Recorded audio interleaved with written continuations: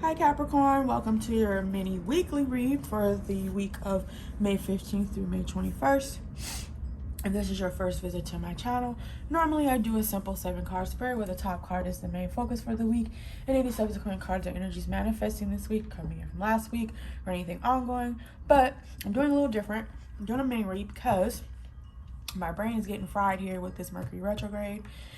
And I've been super busy and I haven't really had a chance to really sit down and do like a long form video, but I wanted to get something out. So I'm just doing a little mini read just to give you guys an idea of what you could possibly expect for next week. So with that, I'm just going to go ahead and start. And of course, if any of my messages resonate with you, go ahead and like the video, share it, comment, and of course subscribe, because I post every week and I don't normally do minis. I usually do like a full. But like I said, this week, this Mercury retrograde is kicking my ass mentally. So, yeah. Anyway. Alright, so can I get 3 cards for Capricorn, please? For the week of May 15th through May 21st. 3 cards. Oops. Oh my goodness. 3 cards, please, for Capricorn. All right, we got 1 flipper. All right, so you have the Chariot. So you could be dealing with a Cancer, which is your opposite. All right, we have the World card, which is Sagittarius, but that also could be the end of a cycle. Maybe possibly the end of a cycle with Cancer. And last card, or maybe 2, because I know last reading like 4 came out, 5 came out, but my goal is 3. Okay, all right, and then we have Queen of Cups. So that's Scorpio, Cancer, Pisces. I'm inclined to think it might be this Cancer though, but we'll see. Okay, and then next, bottom of the deck, you have Justice, which is Libra. 10 of Pentacles reversed. Hopefully y'all can see that because these are very shiny cards. 4 of Cups, Queen of Pentacles, 6 of Swords reversed, 8 of Wands reversed, and the 6 of Wands. Okay. So I got a new Astro deck, the Star Codes Astro Oracle. Great deck. Basically it breaks down the cards into 3 sections, or 4 maybe. So you get the signs, you get the houses, you get the planets, and then you also get some aspects. So it's really cool. And I think there's a few asteroids in there too. So, but yeah, so I feel like this deck will give us a better idea of like who you're dealing with and like in what capacity. So let's see what sign you're dealing with this week, Capricorn, or potentially dealing with.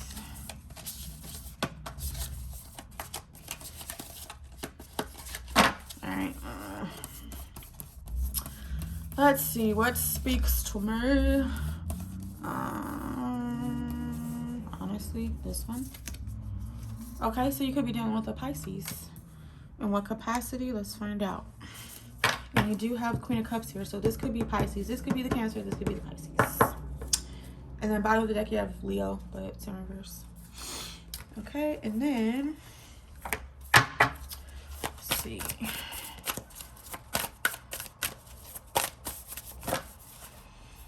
Okay, so 12th house. So that, which makes sense because Pisces is technically the ruler of the 12th house. It's ruled by Neptune. It's in the 12th house. So if this is a person, this could be somebody, maybe you don't see them coming, not in like a bad way, but maybe this is somebody that's going to be entering your life. You do have the Queen of Cups here, but this could also be about maybe you guys working on some stuff like in your 12th house, maybe some subconscious stuff. These are the chakras right here. So, and the card says introspection, and then Pisces is sensitized. So you guys could possibly be doing like, you know, being more introspective this week and just kind of doing some soul searching. I mean, you know, we're in a Mercury retrograde, and retrogrades are about going back over things and reviewing them. So, you know, this could be you doing that during this week. So, all right, so let's go ahead and clarify these 3 cards here. All right, so the first one we have is the Chariot, which is Cancer energy. You could be dealing with the Cancer. Could also mean travel as well.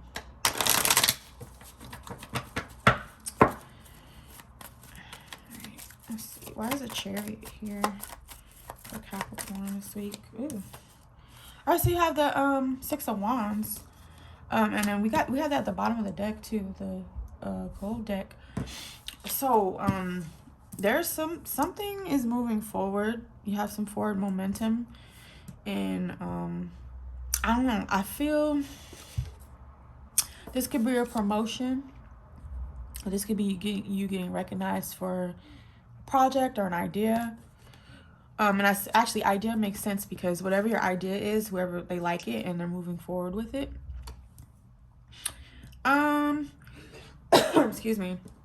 If this is a person, a Cancer, I don't know, maybe they're showing you some attention, or you're maybe showing them some attention, but it's good attention, and you know, either you or them, you're enjoying it. So nothing bad about that, especially if you guys like each other. All right, so we have the World card. So that is the completion of a cycle. Could also be a Sagittarius. So let's see why the World is here in Capricorn's reading this week. Okay, that flipped up quick. Okay, so you're ending a cycle of feeling just, I don't know, emotionally unfulfilled this week. I don't know if this is the ending of a relationship that made you feel unfulfilled, or who knows, maybe this, you know, Chariot, this Cancer person, they could be a new person, or, you know, or just somebody you're getting to know. Maybe you're feeling like, you know, you've been feeling emotionally unfulfilled, and, you know, maybe this person, this Cancer person makes you feel like good. So maybe, you know, this is the end of you feeling like this. So that's good. It's good energy. All right, and then finally we have the Queen of Cups. Cancer, Pisces, Scorpio. Speaking of Pisces, so the moon, the moon reverse.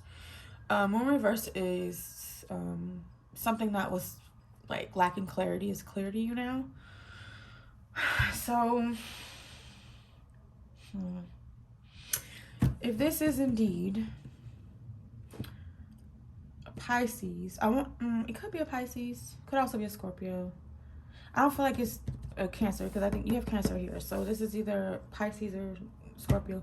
But you know what, to be completely honest with you, I don't feel like this is a person.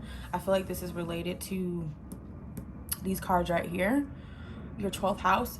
So again, it, you know, it appears that you guys might be doing some introspection and maybe cleaning house, you know, like mentally, you know, getting rid of like any like maybe old ideals, or just, you know, negative thoughts or things that hold you back.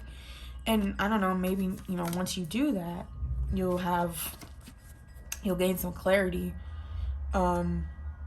Just, I don't know, your emotions.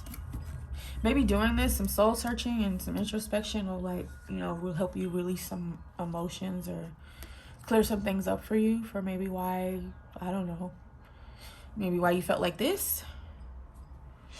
So I think this is good energy. I don't feel like this is a person. I think this is you becoming more in tune with your emotions this week. Definitely. So, all right. And then the Starseed Oracle. This is a beautiful deck with nice, you know, spiritual messages. So I'm going to be drawing from this. Let's see what message Spirit has for you this week, Capricorn. Okay, should I take, you got 2 cards? Yeah, I'll take them. It's fine. I'll see what they say. All right, so, you got 3. I guess I'm doing all 3. All right, so the first one is the Golden Children, inner child, tenderness, innocence, rare gifts. So yeah, that could be another thing you're working on, maybe subconsciously, maybe you know, tending to your inner child, letting some things go, some past hurts or pains. And then karmic relationships, or Orion energy, polarity, soul growth, conflict.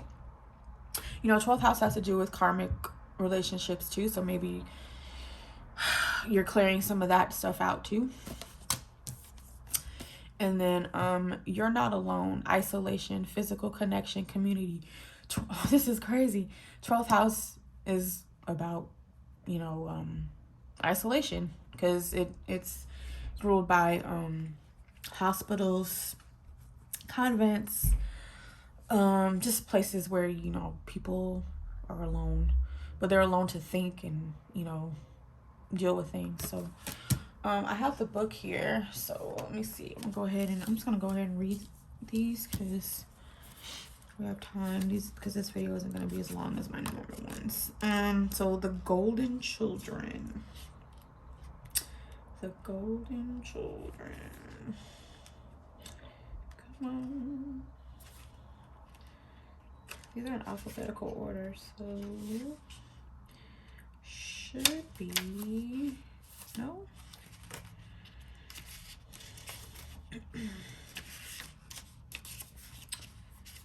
Okay, maybe I went too far. Huh. Where did he go? I thought these were, oh, okay. Sorry, y'all. I just got this deck and I'm learning the book and I'm trying to figure out what everything is. I thought these were in alphabetical order, but I don't think they are. Oh, I think I just saw it. The Golden Child. Sorry about that. All right, so we have the Golden Child. Inner child, tenderness, innocence, rare gifts. Golden children, children of the sun, are highly advanced, extremely intelligent souls who are incarnating increasingly on planet Earth. They have little or no personal karma and possess incredible gifts and intuitive abilities. Golden children are born with a very clear mission. Many remember it from a young age and begin answering and sharing it early in life. Due to their unique intelligence, they may find themselves easily bored at school. Most have never incarnated on Earth before, wow. And so if they're not supported in the right ways, they struggle with physical life here. They're often referred to as the new humans. If you pull this card, it may be a sign that you're being called to mother, father, or nurture a child. You may be called to tend to your own inner child. I lost my place. Oh, a creative idea or project. A new beginning. To treat yourself or the new beginning with sweet, tender love. To nurture and nourish it. To give it every chance to grow and reach adulthood. To encourage it. To water it. To see the world through the innocence of a child. To see yourself and all others as innocent children. To remember that deep down, everyone is trying their best, and if they're treated with a tender heart, they'll not harden as the journey through this great adventure called life. So there's always a question at the end of these, and the question for this one is, how can you treat yourself or others more tenderly? And which is funny because Pisces is about like caring for people, or kind of like sacrificing. And then 12th house, so like I said, like hospitals and stuff. So, you know, normally if someone's sick and you're caring for them, you show them, you treat them tender, and you know, you're gentle with them because they're sick. So, makes sense. All right, karmic relationships. Karmic relationships. Found it. All right. So Orion energy, polarity, soul growth, conflict. The constellation Orion is thought by many to have been a place of great polarity and eventual unity. Some believe that many starseeds who were part of this cosmic history are incarnate on Earth now and are playing out karmic relationships from Orion times. Perhaps you're one of them. So I'm noticing a theme here with like incarnation of things. Like you got the Golden Child, who they were incarnated from their new humans, and then you have this here about being incarnated from Orion. So yeah, polarity causes conflict and highlights separation. However, because of this, conflict can also result in unity and growth. So yeah, might be doing some growing this week, Capricorn. Too many misunderstandings are caused when we don't open our hearts and mind and see things from a different point of view. When we go into reactive second guessing mode, instead of gathering the courage to open our heart, we should admit that we may have reacted because of our own woundings, and then find neutral ground. We're all innocent children looking to be seen, understood, and cherished. It's much harder to grow closer through conflict than it is to grow further apart.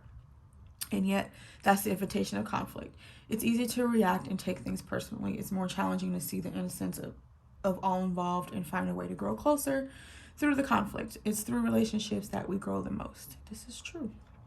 How can you soften your heart, Capricorn, and drop your defenses enough to see things from a different point of view? How can you see the innocence of all involved? How can you learn to see the similarities rather than the differences?